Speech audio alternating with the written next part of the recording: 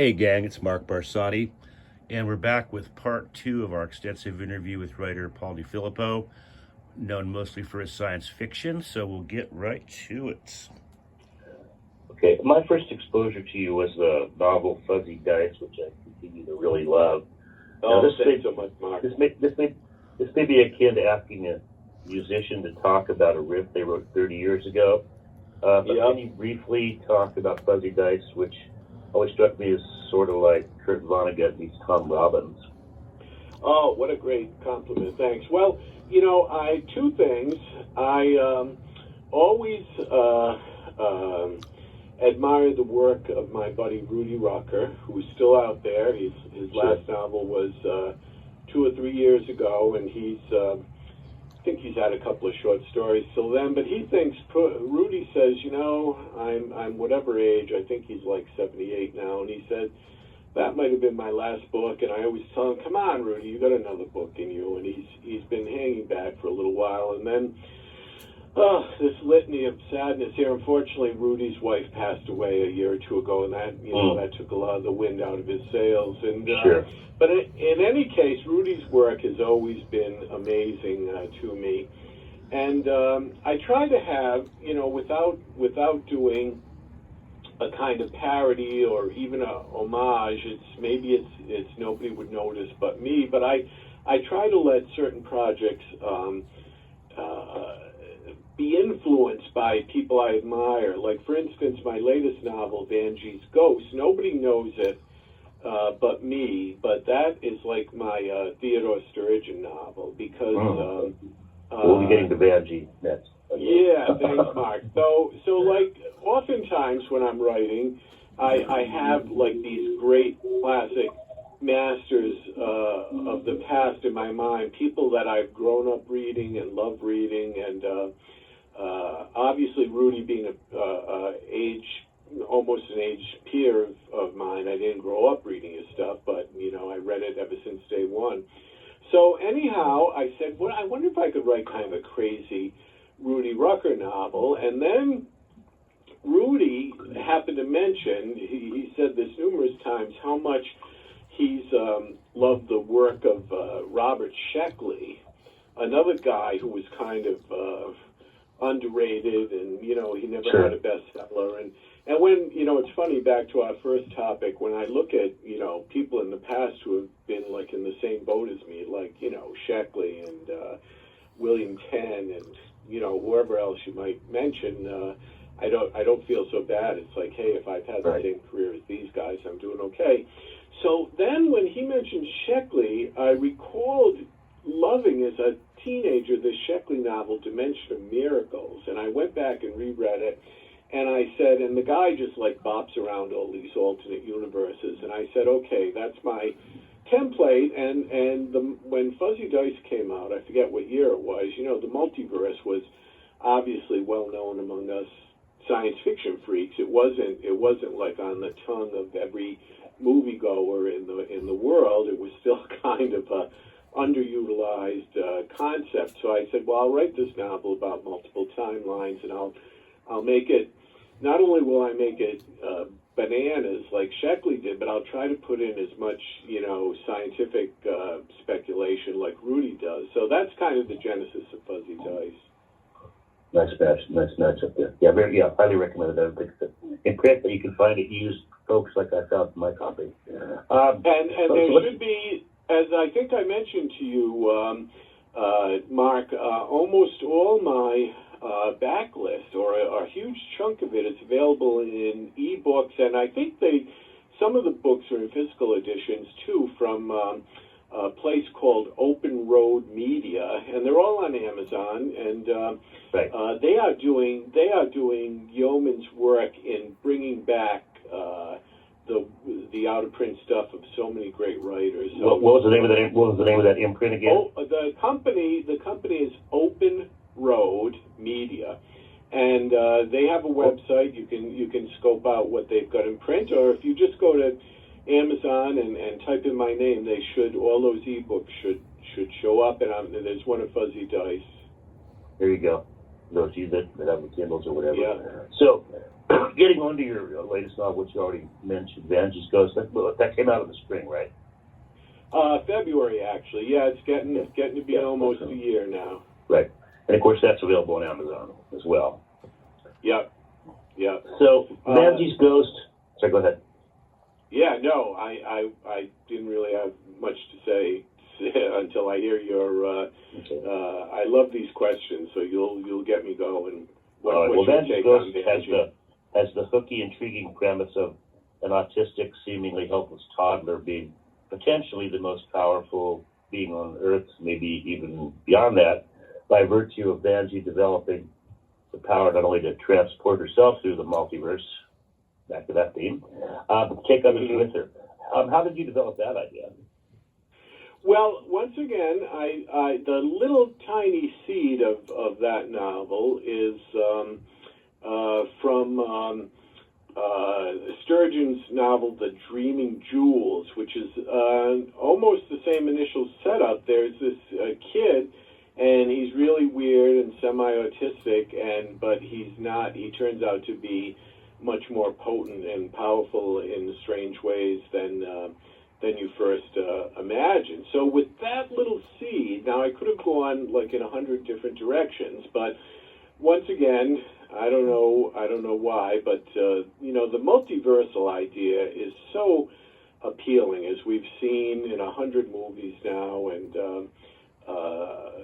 so many books, and I think it speaks to the fact of possibilities and regrets and all that potent stuff that makes up so much of our everyday lives, like what if I could have changed this or that? Unlimited do-overs. So, right. So, and then, there might have been some small part of me that said, hey, okay, not that I was looking to cash in, but you talk about, writing a novel that might hit the zeitgeist. I said, maybe I've done this, 20 or 30 years ago. Maybe it's time for another go-round at it, and hopefully I've come up with some even more sophisticated ideas and newer ideas about how to treat the multiverse. So, I just put that little kernel about an autistic kid who is really hiding the potential for some really serious powers, and I mated that to the multiverse idea, and that's how the whole book came about. Okay. Talk a little bit about the titular ghosts. Did you see them as kind of a Greek chorus? Yeah, exactly. And I was trying to. Now, this is so stupid, right? I mean, I kind of sabotaged my own career in a way. Number one, by not building a series, which is so popular. But Vanjie's Ghost, it sounds like a horror novel, right? But it's pure science fiction. So I was kind of trying to mess with people's minds, like they'll look at this book and it has a very science fictional cover, so they'll say like ghosts. How could ghosts appear in a science fiction novel? And I thought I'd be exciting people's curiosity and interest, but I was probably, turning them off, like they picked up the book and said, "There's no literal ghosts in here. I'm not buying this," So right, or they don't know where to stock it in at Barnes and Noble. Oh, exactly. So I do crazy stuff like that, which is probably, if I was a better businessman, I wouldn't. But my agent liked the title, and the publisher liked the title, so I said, well, I guess it'll fly. But there's also another hidden influence on Vanjie's Ghost, especially towards the end. So it's like the first half of the book is Sturgeon-esque, and then it gradually expands into A.E. Van Vogt territory, where you're just blowing up universes left and right, and different levels of super beings are emerging every time you turn the page. I always, back to Fuzzy Dice for a minute, Fuzzy Dice was also written trying to exemplify Van Vogt's famous literary construction theory. Van Vogt said, I will write my book in segments of 750 words, which is 3 tight pages. He said, I will write my novels in like segments of 750 words, and at the end of every segment there'll be like a cliffhanger or a big reveal, or something bizarre will happen that will send the plot spinning off. And when you read some of his books with that in mind, you can see it exactly. It's like, holy cow, I can't even, I thought I had a handle on this, and now 3 pages later it's going laterally off in another direction. So I tried to do a little of that towards the end of Vanjie. Yeah, and for our listeners, I don't think this is much of a spoiler here. The ghosts basically are different versions of Vanjie across different universes that she consults with throughout the book. Now, speaking of something that not giving away spoilers, obviously, I'll just say that whenever Vanjie jumps to a different reality or timeline, there are let's say complications for those left behind. I've read tons of stuff. I do read tons of stuff other than SF, so I don't really claim to keep up with the genre. But that was a new twist on the multiverse idea for me. Had you seen that elsewhere, or no? I'm pretty proud of that. Can you credit to you? Yeah, I'm pretty proud of that, Mark. I think that little twist, and I put in some kind of quantum falderal, as we all do, to kind of justify what happens. But sure. Once again, I always remember Chip Delaney's advice. I owe so much to all these great writers who I admired and came before me. And Chip said, it's not necessary to be an expert to write science fiction. You just have to know how to sound like an expert. So that's a guiding light that many writers besides myself have used. So yeah, I tried to justify it semi-scientifically, but no, I haven't seen that little twist that you're talking about occur in any other book. You mentioned Vanjie having this choir of her other iterations or avatars. I did a little short story. I guess I can't leave the multiverse alone, but I mean, if you look at, I've published almost 50 books now, counting, the short story collections, and, like maybe 3 of them involve the multiverse, so I hope I'm not abusing it, but I did a short story for an anthology a while back, and I stole R.A. Lafferty's great title, 900 Grandmothers, and I called my story with the exact same title, but and in that I was kind of, I don't know if you like Cory Doctorow, but for a while Cory was he was doing these short stories and he was calling them famous titles. Like one was called I, Robot, straight after the Asimov thing, but it was like, it was like Cory updating Asimov and stuff. So anyway, I called my story 900 Grandmothers, and it's a multiverse story. And what happens is this guy is basically he's on the wrong path in his life. He's a total nihilist slacker or whatever, and he won't listen to anybody. So the grandmother from his own timeline starts berating him, and he won't listen to her either. But then she starts recruiting all the grandmothers from across the universe to get him back on the straight and narrow. And that force, the Greek chorus of grandmothers is just too much for him, and he finally tosses the towel and says, "Okay, I'll straighten out and fly right now." So, yeah, you could imagine if you had 900 iterations of some favorite aunt or uncle hectoring you to do right. Absolutely.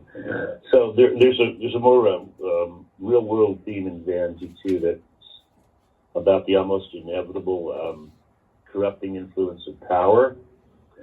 Uh-huh. Now, the historical example of George Washington declining to become King of America stands out as almost a unicorn outlier.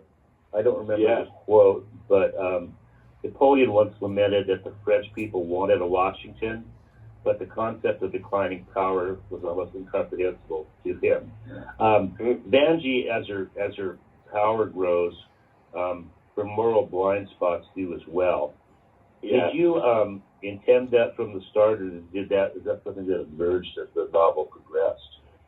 Yeah, no, I always had that in mind, that she would, she'd be innocent, naive at first, and a little trepidatious and scared, but then as she found the extent of her powers, she would it's like, hey, why not? I can do this.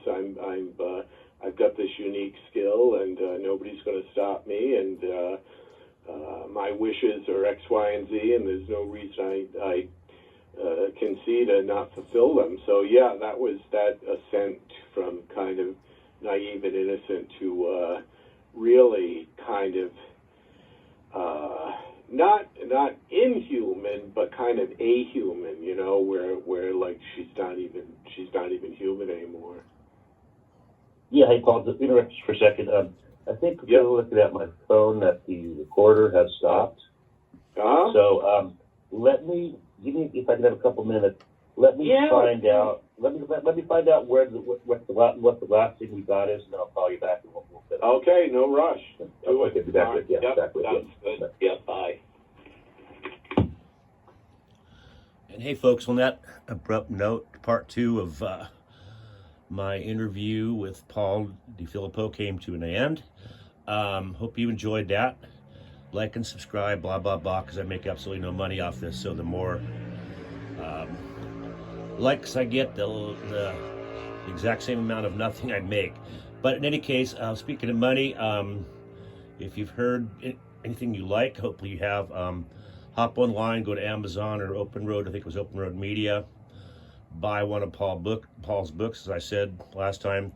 If you don't like it, send it back to Paul, and he will double your money back. And you can tell him I promise that on his behalf. We will be back with part 3 in the not too distant future. Hope you enjoyed this. This has been a highly produced, as you can tell, not ready for podcasting production. This is Mark Barsotti. Good night, sweet princes and princesses.